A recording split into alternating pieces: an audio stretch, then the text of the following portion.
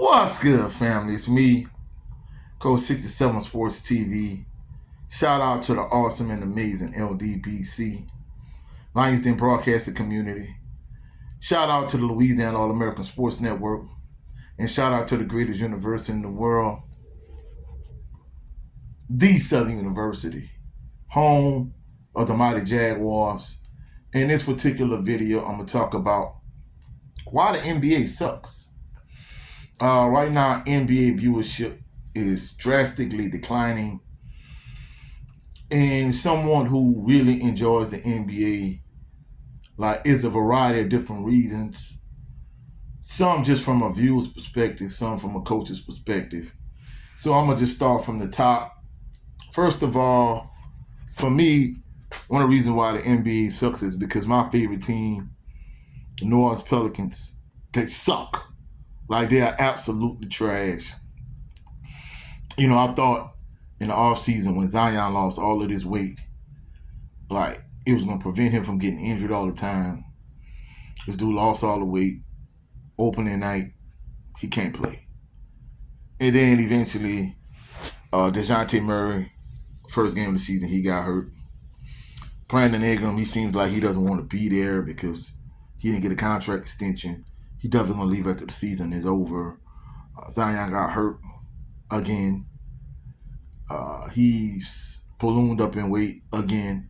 So, as a Pelicans fan, I kind of feel the same way about both the Saints and the Pelicans. It's just time to burn the house down. I know Gail Benson probably not going to take that route with the Saints because, you have veteran players on your team that have contracts that you really can't get rid of, like Alvin Kamara, like Cam Jordan, like Tyrann Mathieu. So you got some players that some veteran players you really can't get rid of. But in terms of the Pelicans, man, look, hey, bro, at this point, it's time just to pull the plug on Zion. I'll trade him to the Brooklyn Nets for Ben Simmons. Let his contract expire. Let Brandon Ingram contract expire. See if you get rid of CJ McCollum. See if you get rid of DeJounte Murray. And just burn the whole house down and do like the 76ers did years back and trust the process. And I think that's the route you need to take. So, for me, that's more of a personal thing. But overall, in terms of the NBA, there's a variety of different reasons. Secondly, the referees are just trash. It was a point in the NBA where, players had some leeway. But it's to a point now, if a player looks at a player too hard, even if they don't do anything that warrants technical fouls, like they get teed up. And I'm like, bro, when is I know the league is soft. It's extremely soft. But it's to a point now, I feel like the referees kind of want the limelight for themselves. Why y'all team up, even star players? Bro, you can't be kicking star players and teeing star players up for nothing. It's bro, you just watering down your product, So the referees suck. Not only that, you got superstar players. Just give you an example. In the mid to late 90s, when I was in high school, Michael Jordan was the staple player of the Chicago Bulls. Years before that, you had Isaiah Thomas with the Detroit Pistons, Larry Bird with the Boston Celtics, Magic Johnson and Kareem with the Lakers. And these players stayed with these teams for essentially their entire career. But now it's to a point now, you got somebody for example, Kevin Durant. And, one thing I kind of hate is, being a coach. People now are not loyal like they used to be. I've been a Saints fan my whole life. It wasn't no, hey, I'm going to hop to this team, hop to that team, hop to this team. Even people that didn't like the Saints, they just stuck with that one team. If they like the 49ers, they 49ers fans to this day. They were Giants fans, they Giants fans to this day. If they were Raven fans, they Raven fans to this day. But I had players on my team that were Kevin Durant fans. So, Kevin Durant left and went to OKC. He left OKC and he went to the Golden State Warriors to one-up LeBron, right? So they go to State Warrior fans. Then he left and went to the Brooklyn Nets. I had players that on that team I coach, now they become Brooklyn Net fans. And of course now he's with the Phoenix Suns. So when you got a superstar like that, you got to look at like LeBron leave Cleveland and go to Miami and come back to Cleveland. Now he's with the Lakers. Like, superstars now do not stay with one team their entire career like they did, when I was young. Now, like, even a superstar, like, hop from team to team. So it's to a point now where, it's a ripple down effect in terms of, yes, multiple issues from it. Like, first of all, there's no real rivalries because superstars hop from team to team, for one.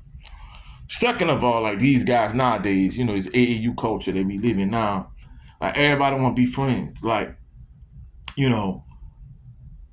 see how LeBron joined Dwayne Wade and Chris Bosh, the Heatles.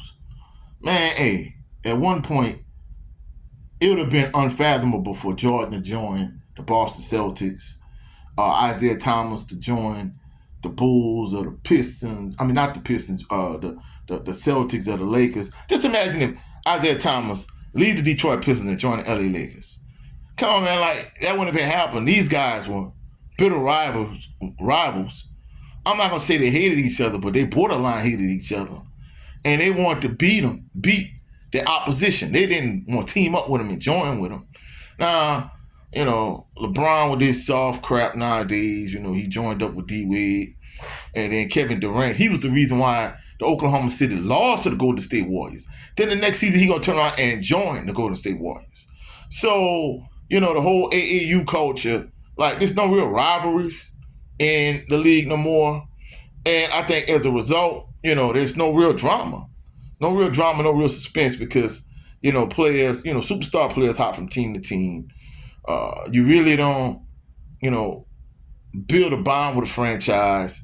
And not only that, but there's no real rivalries. There's no real drama. And, that's aggravating to me. And then, not only that, but from a coaching standpoint, the style of play, like, back in our day, I mean, I know, don't get me wrong, I know people point at, like, the NBA Finals with the Detroit Pistons and the San Antonio Spurs, how it was boring. It's like watching paint dry. But those were two good defensive teams, two physical teams. But you done made a complete 180 where it's a free-flowing game. You can't even touch on a player. You can't breathe on him. It's an extremely soft game. And not only that, instead of post players posting up like they did in my day, like, Kareem, like Patrick Ewing, like Hakeem Olajuwon, like Shaquille O'Neal. Now you even got 7-footers like Karl Anthony Towns and Wemby on the perimeter shooting 3-pointers. It's like, look, bro. As a coach, I say this all the time. The Golden State Warriors were the worst thing that happened to the NBA because I had, like, I'm not even gonna lie, I had players on my team that were below average and they're just trying to jack up threes. And I'm like, son, you can't shoot. Like, just think about it. You behind the 3-point line, you're getting ready to shoot. The next nearest defender to you, they're not trying to contest your shot. They're not trying to close out. They're not trying to chase you off the line. None of that. They're not even trying to close out and contest your shot. But you want to jack up a 3. And I'm like, bro, that's a reason for you not to shoot the effing ball. Like, what you don't understand.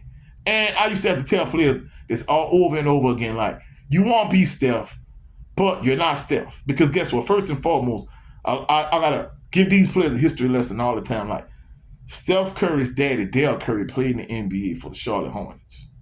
So from a genetic standpoint, you don't have the genetics that Steph Curry has. That's first of all. Second of all the financial resources that he was able to dump into Steph. It's like, come on, bro. Like, you don't have all the tools at your disposal that Steph had from a genetic standpoint and from a financial and monetary standpoint. So when you see him dribble the ball between his back and between two defenders, like, you can't do that crap, bro. Like, you can't even handle the ball. You're a turnover machine, and you trying to do what you see Steph doing on TV. Like, come on, bro. Like, stop it, bro. And even recently, like the team, I'm the assistant coach for now. I had a player that literally tried to do this recently. Two players right there trying to trap him. He trying to dribble the ball behind his back in between two defenders. And I'm like, son, you can't do that. You're not Steph Curry. So these players don't understand that, even from a shooting percentage standpoint. Like back in the day, you wouldn't have had a general manager tell a head coach, hey, a 2-point shot is a bad shot. We want you to jack up more threes. And as a result, like the aftermath of that, the ripple down effect of that is you got trash players that can't shoot like Steph and can't shoot like Clay and can't shoot like Kevin Durant, jacking up threes. And you got bad 3-point shooting teams and you got bad 3-point shooting players just jacking up threes. You know, they was telling me that I was looking at one statistic. I heard a statistic where you got like teams averaging like 30-some 3-pointers taking the game. And I'm like, bro, you do realize, I used to have to explain it to my players all the time. They watch Golden State. Like, the closer you shoot the ball to the basket, the higher your percentage goes. F the analytics, F what these, these gurus say. Like, I prefer a layup over a 3-point shot. And I even prefer a mid-range shot over a 3-point shot. Them saying, hey, a mid-range shot is a bad shot. That is asinine. You got players. That's why players' games aren't fully polished like they were back in the gap, where you had guys that had legitimate post-up game, mid-range game, 3-ball game, triple drive game. And then not only that, but, we talk about the officiating, on top of it, the referees, there's no drama in the game. There's no rivalries. Anytime a player shows any type of emotion or passion, the referee try to tee him up. But the things that they need to call, they don't call. Like, you got players running with the ball. Everybody used to talk about the James Harden double step back. Man, that's traveling. I don't care what nobody say. James Harden used to run with the ball.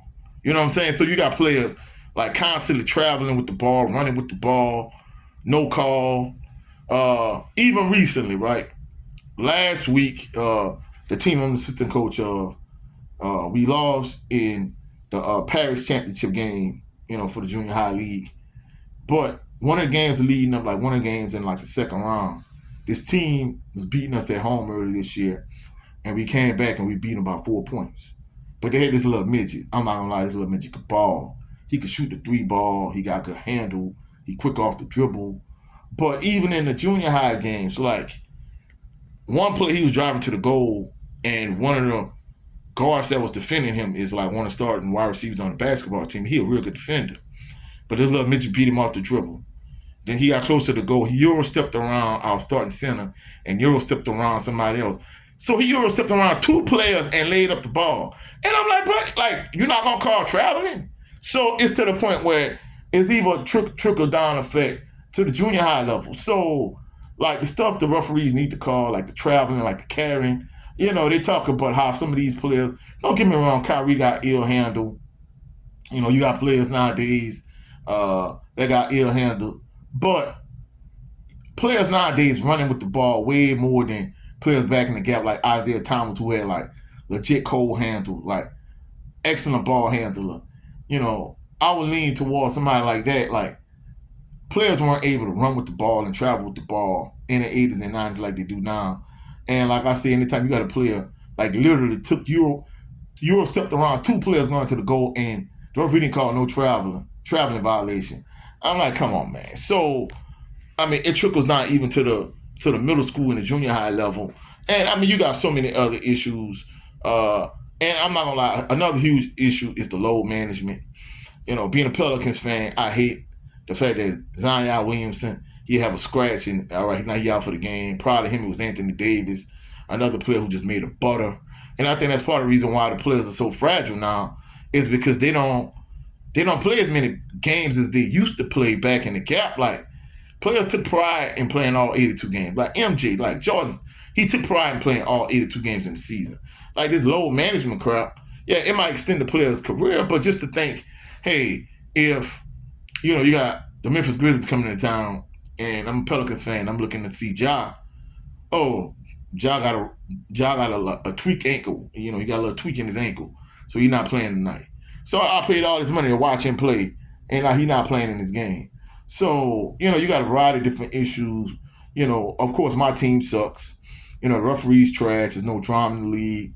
The superstars hop from team to team. You have no real rivalries. And not only that, but I know the league, in terms of from a monetary standpoint, they're making more money than ever. And in addition to that, players making more money. But like the viewing options, I remember the first game of the season, my mom has cable, and I'm trying to catch the Pelicans game, and she couldn't catch it. I came home, and I couldn't catch it either. And I'm like, bro, I know Spectrum is trash, but hey, I should be to catch the game at home. Neither one of us was able to catch the game. And it was like, well, it was because they're on the road playing the Bulls. And I'm like, that's bull crap. Why am I paying for cable? And then I got a friend of mine who has a league pass. He can't catch any home games either. So I'm like, bro, what the F? Like, the league has made it so hard. Like, you got to have, like, Netflix. You got to have Amazon Prime. You got to have Tubi. You got to have all these different apps. And you got to have local cable. You got to have local cable for local games. And you got to have the league pass for all the other games. And it's like, bro, like, why y'all making it hard for the consumer? And I'm not going to lie, they've had instances where I just got frustrated. And I'll be like, F it. I got my own YouTube channel. I'm going to go either create some content. I'm going to go watch YouTube. I'm going to go do something else. Like, bro, I'm not jumping through hoops to watch a Pelicans game. And when I know they probably won't get the brakes beat off them anyway, you know what I'm saying? So, the league pass situation. And not only that, but you got more TV options than ever before. You got more entertainment options than ever before. That type of thing. The no passion in the game, the 3-ball. And I mean, not only that, but you got players. They seem to be more concerned about their passions off the court. In terms of certain players might be, might want to share his or her. His political views. And then you got players. When I talk about low management, just say I'm a 76ers fan, and I want to see PG-13. I want to see Paul George. He another one. He made a butter. I got hurt last night, so I can't play. But guess what? But I got my own podcast, so now I want you to watch my podcast. It's like, bro, they concerned more about the podcast, or more about their political views, or politics, or whatever the case may be, than the actual game itself. And at the end of the day, like, all of these reasons, especially from a coaching standpoint, the way the game is played, no real post-up play, no mid-range game. The analytics, it's like you don't have well-rounded complete players like you did. The game is completely soft. You can't touch players. You can't breathe on them. Not only could you not hand check, you can't form check. I know they want a more free-flowing game, but to me, it's completely gone in the opposite direction, from extremely low scoring to unwatchable because there's no defense played. So these are some of the reasons why the viewership in the NBA is low, and the NBA sucks at this point. But that's it for this video. I hope you found value in the video. If you have done so, please like the video, share the video, comment in the comment section, subscribe to the channel. Also, click the notification bell so you can be alerted anytime I post any new videos.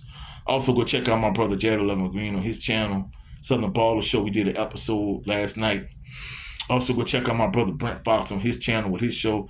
It's just me starring Brent Fox. And also go check out my brother 7A Sports TV. He has 2 channels. His primary channel is 7A Sports TV. His backup channel is the No 304 Show. I'll catch y'all on the rebound. Y'all have a blessed and phenomenal evening. Happy holidays. Merry Christmas to everyone. Catch y'all on the rebound. Peace and blessings. Peace.